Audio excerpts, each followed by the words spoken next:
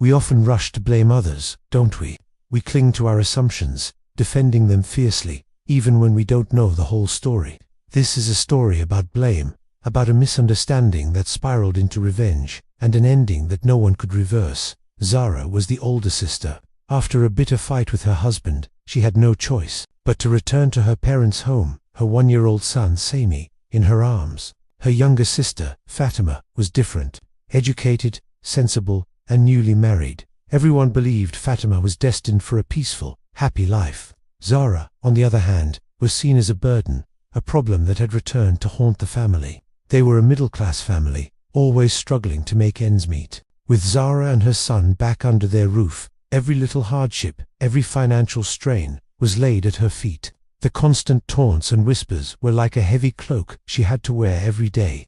Zara endured it all in silence, her spirit unbroken. She decided she wouldn't be a burden. She would find a job, support herself, and provide for her child. It wasn't easy. Door after door closed in her face. But after countless rejections, she finally landed a job as a salesgirl. It wasn't much, but it was a start. It was independence. And despite the resentment she faced at home, when it came time for Fatima's wedding, Zara contributed generously, giving everything she could to see her sister happy. 2 years passed. Fatima gave birth to a beautiful baby girl. Life seemed to be looking up. But then winter came, a harsh, biting winter.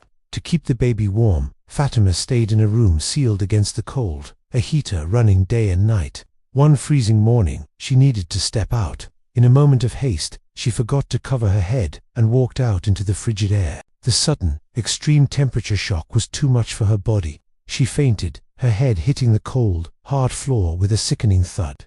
At first, doctors dismissed it as simple weakness from childbirth, but something inside Fatima had changed. She wasn't the same. She would stare blankly at walls for hours, lost in a world no one else could see. She started ignoring her own baby's cries. In her confusion, she would do strange, dangerous things, like placing diapers over the baby's face, or forgetting the child in unsafe places around the house. Her behavior grew more erratic, more alarming. Finally, a specialist explained what was happening. The prolonged exposure to the cold, combined with the head trauma from her fall, had disrupted her mental balance. It was a clear medical condition, something that could be managed with treatment. But the people around her didn't want to hear about science. They preferred superstition. Neighbors whispered in hushed tones. The women in the community decided it had to be black magic, a curse. And who was the easiest person to blame? Zara. They whispered that she was jealous of Fatima's happiness, that she had cast an evil spell on her own sister. Their fears were amplified by a fake spiritual healer, a charlatan who saw a chance to profit from their ignorance. He reinforced Fatima's growing delusions, telling her she was indeed cursed, and pointing the finger directly at Zara. Convinced she was a victim of dark forces, Fatima stopped taking her medication. Her obsession with Zara grew, twisting from suspicion into a violent hatred. She saw Zara not as her sister, but as a monster intent on destroying her. One day, consumed by a storm of rage and hallucination, Fatima attacked Zara, her fists flying, her voice filled with venom. The family was horrified, but they still didn't understand the depth of her illness. Then came the day that would shatter their world forever. In a final terrifying turn, Fatima locked herself in a room with Zara's little boy, Sami. In her hand, she held a kitchen knife. The family pounded on the door, their pleas and screams echoing through the house. When they finally broke it down, they were met with a scene of unimaginable horror. The room was soaked in blood.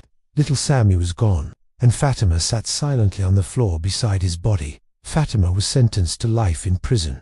Justice was served, or so it seemed. But was Fatima the only one to blame for what happened? What about the real criminals, the ones who were never charged? What about the neighbors who fueled her delusions with gossip and superstition? What about the family members who ignored the doctor's diagnosis and chose to believe in curses instead of chemistry?